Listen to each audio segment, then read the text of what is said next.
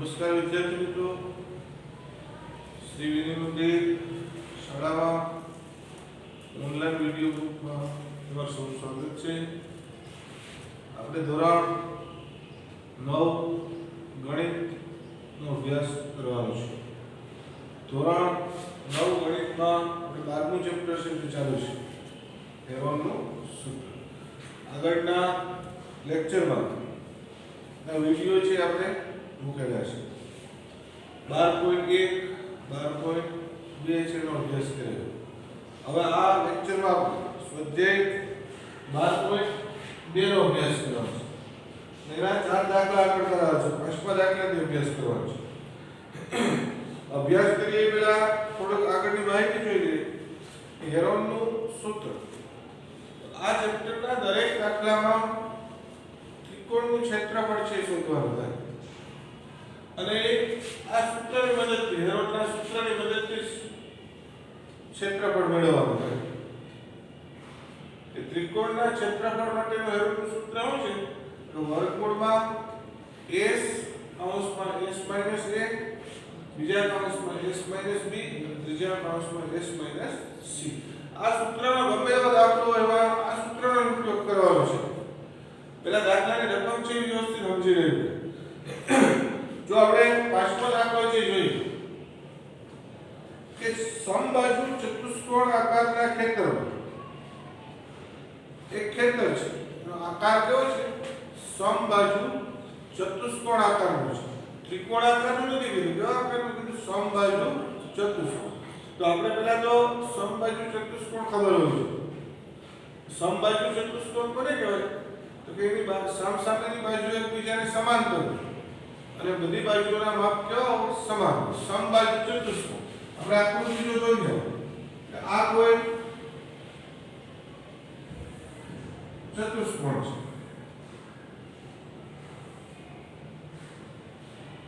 અને બધી બાજુઓના માપ છે કેવા સમાન.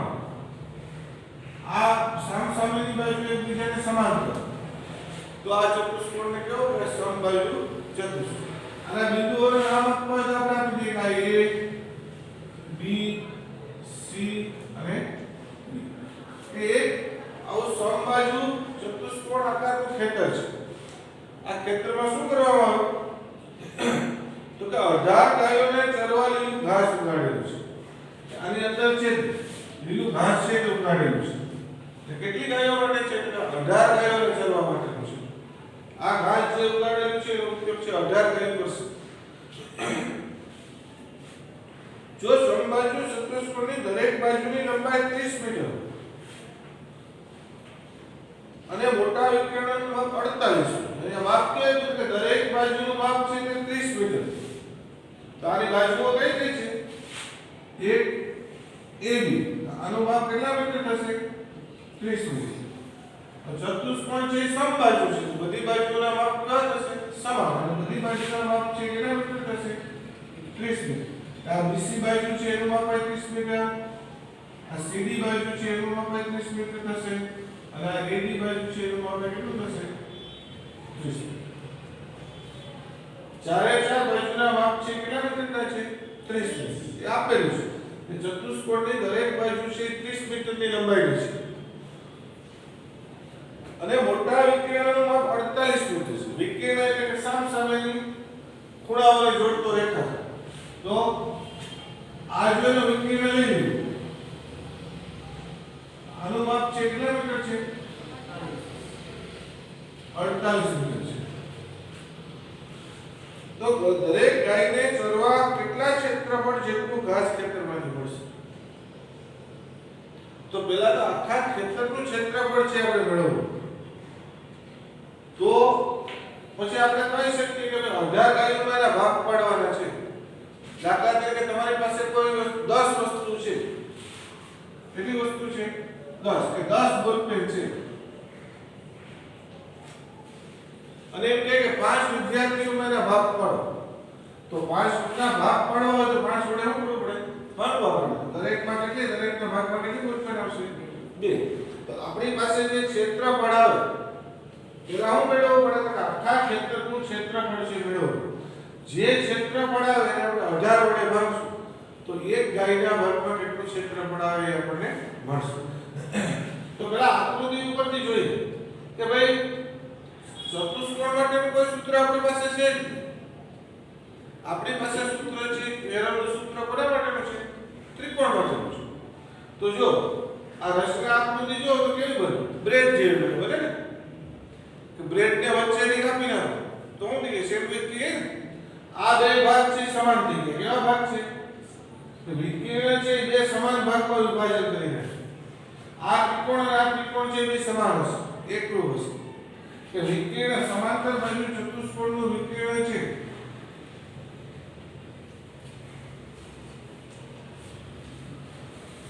ચતુષ્કોણનું વિકર્ણ ચતુષ્કોણને બે સરખા ત્રિકોણમાં વિભાજિત કરે.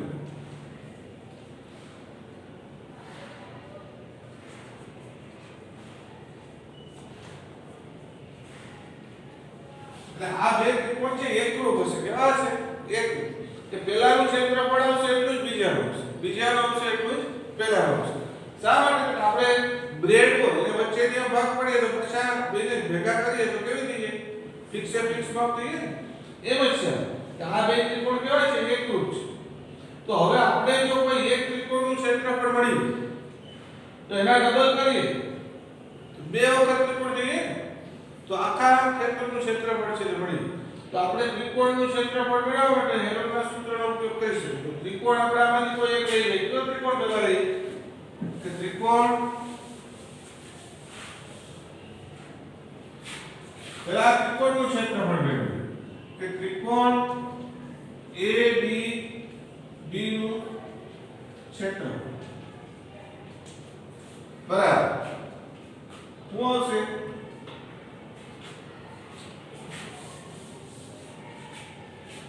ત્રિકોણ ABD નું ક્ષેત્રફળ બરાબર વર્ગમૂળમાં s કૌંસમાં s - a s - b અને s - આ સૂત્ર છે. તો હવે અહીંયા s પહેલા મેળવી લઈએ. a b અને c લખી નાખીએ. તો a શું છે? જોજો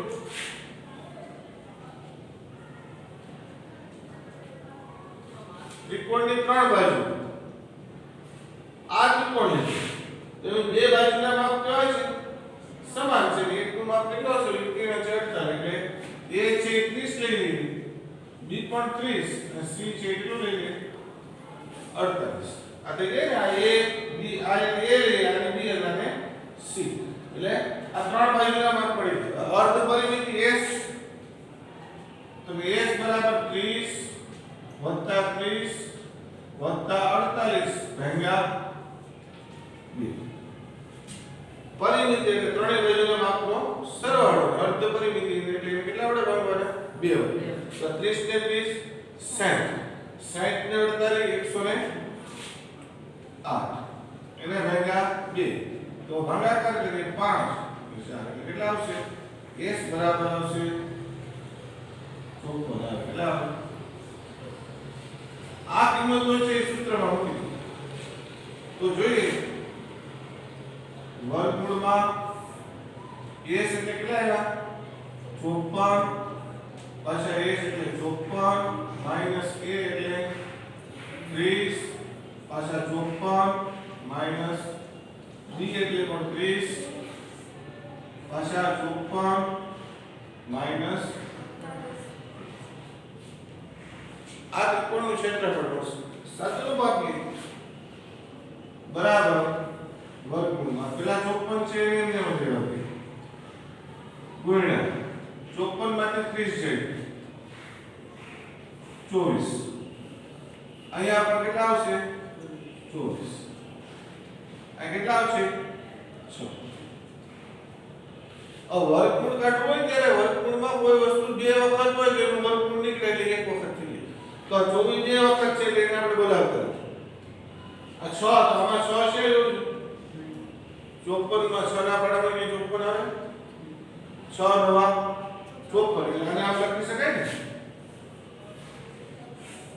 6 ગુણ્યા 9 આ 24 ગુણ્યા 24 ગુણ્યા 6 બે બે વખત જોઈને બહાર કાઢીએ તો 124 પહેલા 6 પછી 24 અને 9 એટલે કોનો વર્ગ થાય 3 નો 3 ગુણ્યા 3 લખી શકાય ને એટલે એમાંથી 3 નીકળશે એટલે વધે કેટલા આ 6 તેરી 18 ગુણ્યા 24 18 ચોકુ 52 2 5 18 36 36 ને 5 એટલે કેટલા આવશે એટલા ચોરસ મીટર આ કોનું ક્ષેત્રફળ આવ્યું ત્રિકોણ ABD નું ક્ષેત્ર આ એક ત્રિકોણ નો આપણે જે સમાંતર બાજુ ચતુષ્કોણ આકારનું ક્ષેત્ર છે એમાં આવા કેટલા ત્રિકોણ છે બે થાય ને આ એક ત્રિકોણ અને આ બીજો આખા ચતુષ્કોણનું ક્ષેત્રફળ તો આને બે વખત ગુણાકાર કરવા પડે ને બે ત્રિકોણ તો હવે લખવાનું કે ચતુષ્કોણ ABCD નું ક્ષેત્રફળ બરાબર 2 ગુણ્યા ત્રિકોણ ABD નું ક્ષેત્રફળ તો 2 ગુણ્યા કેટલા છે 412 2 દુ 4 2 એકુ 2 4 દુ 824 ચોરસ મીટર સ્ક્વેર લખી ચોરસ મીટર એટલે આખો ક્ષેત્ર છે એનું ક્ષેત્રફળ કેટલું છે 824 છે આખો ક્ષેત્ર છે આપણી પાસે 800 સ્ક્વેર મીટર જેટલી જગ્યા છે 824 હવે ગાયો છે આને કેટલી ગાયોમાં ભાગ પાડવાનો છે 18 તો પ્રત્યેક ગાયના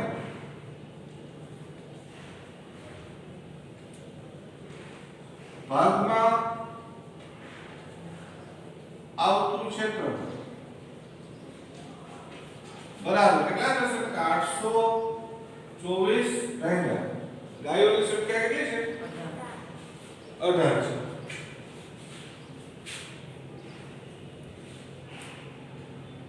824 વડે ભાગી નાખીએ તો 18 × 18 = 54 18 × 4 18 છકે ભાગાક છે ને 18 8 48 4 6 1 6 4 10 18 × 4 90 ચોકે ભાગાક છે એટલે રફમાં ભાગાકાર કરી નાખીએ 824 ભાગ્યા 18 18 ચોકુ 52 18 × 8 × 40 18 ચોકુ 72 0 1 4 18 × 90 18 8 48 5 ભાગાકાર છે 8 × 40 90 કેટલા 4 1 45 પોઈન્ટ આવે હવે જોજો કેટલા 45 પોઈન્ટ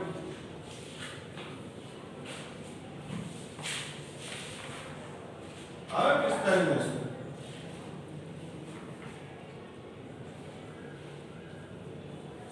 એટલે દરેક ગાયના ભાગમાં છે 45 પોઈન્ટ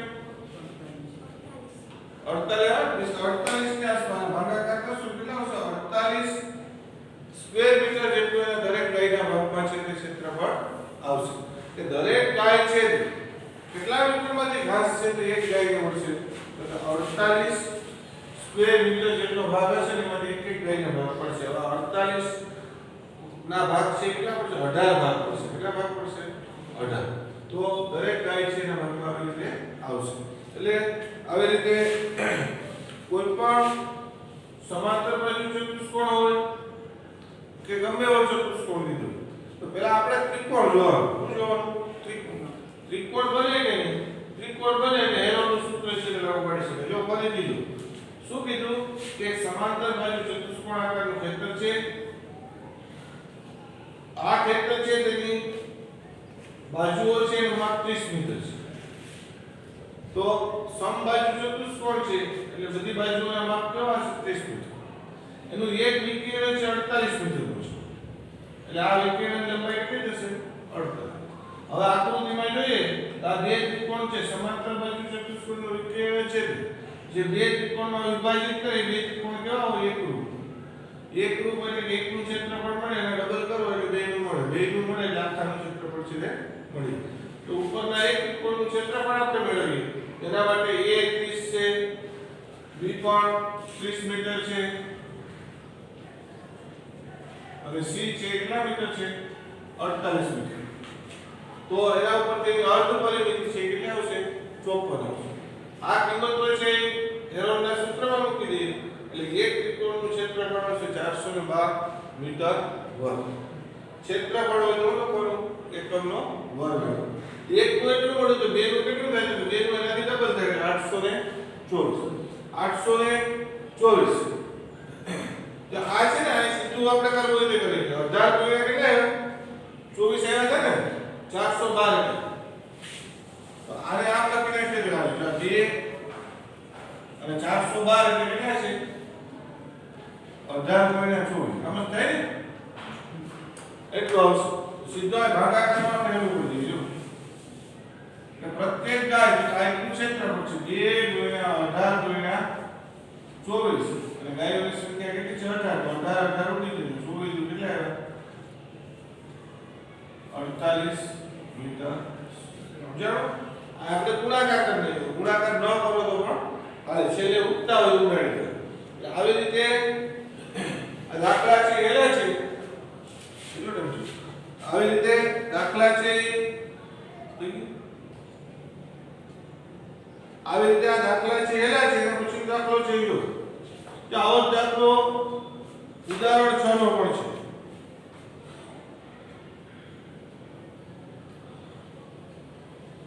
ઉદાહરણ 6 માં લો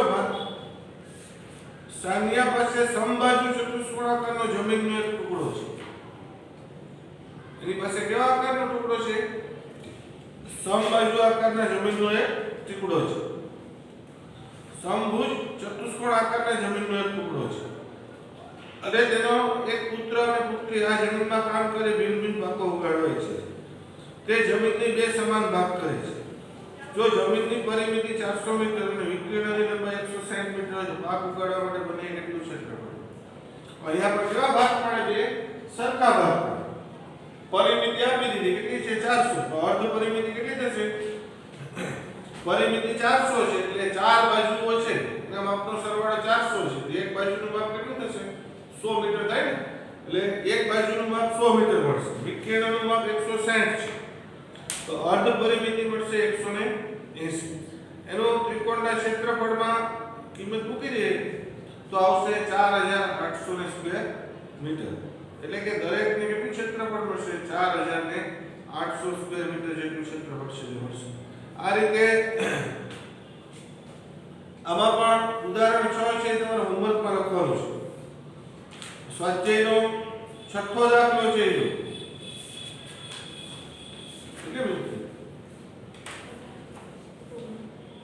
એક છત્રી બે અલગ રંગના 10 ત્રિકોણાકાર કપડામાંથી સીવીને બનાવે છે. તો આકૃતિમાં એક છત્રી છે બે અલગ રંગના 10 ત્રિકોણાકાર કપડામાંથી સીવીને બનાવે છે. છત્રીમાં આવી રીતે ત્રિકોણાકાર છે ને? આવી રીતે હોય ને? આ દરેક છે આનો રંગ અલગ છે, આનો રંગ અલગ, પાછો આનો રંગ અલગ છે.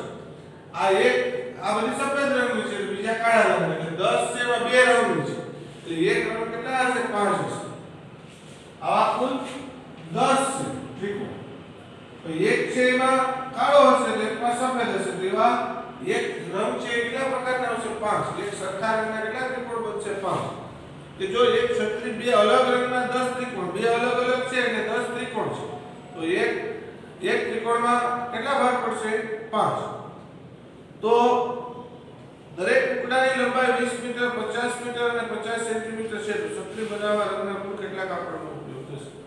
તો આમાં પણ શું કરવું પડે? ત્રિકોણનું ક્ષેત્રફળ શોધવાનું. અને ત્રિકોણનું ક્ષેત્રફળ શોધી 10 વડે ગુણો તો આખા કાપડનું આવશે. 5 વડે એનું કરો તો 5 ત્રિકોણનું મળશે. એટલે આવી રીતે એના આ દાખલા છે તમારે હોમવર્કમાં છે એટલે લખતા આવવાના છે.